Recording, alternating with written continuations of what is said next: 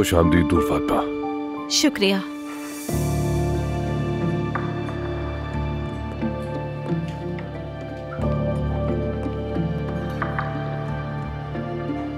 आपके हस्बैंड नहीं है साथ? नहीं, वो जरा बिजी है। समझ गया, ठीक है।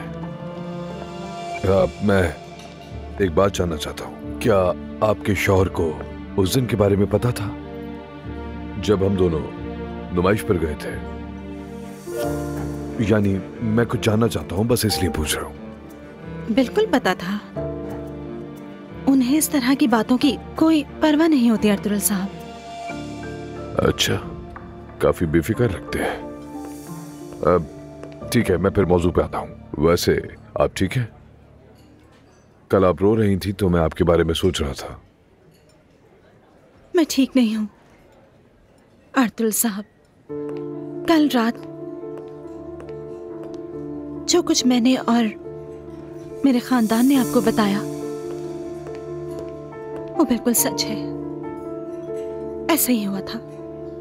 आपने जो कुछ भी सुना सब सच था। दरअसल मैं वो सारी बातें आपसे बराह रास्त जानना चाहता हूँ, इसीलिए बुलाया आपको। मेरे वालिदैन ने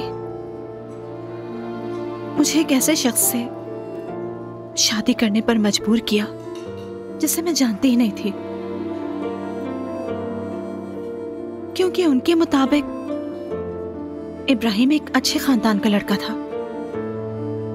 हमारी वैल्यूज एक जैसी थी। मेरे अम्मी बाबा मेरे लिए बहुत अच्छा ही कुछ सोच रहे थे। वो समझते थे कि मैं इब्राहिम से शादी करके खुश रहूंगी, लेकिन ऐसा कुछ नहीं हुआ। और इस सब में आपके शौहर का क्या किरदार है, ये बताइए। कुछ नहीं। मैं रूहान को दिल ही दिल में बहुत पसंद करती थी, लेकिन जाहिर है कि खानदान के खिलाफ नहीं जा सकती थी।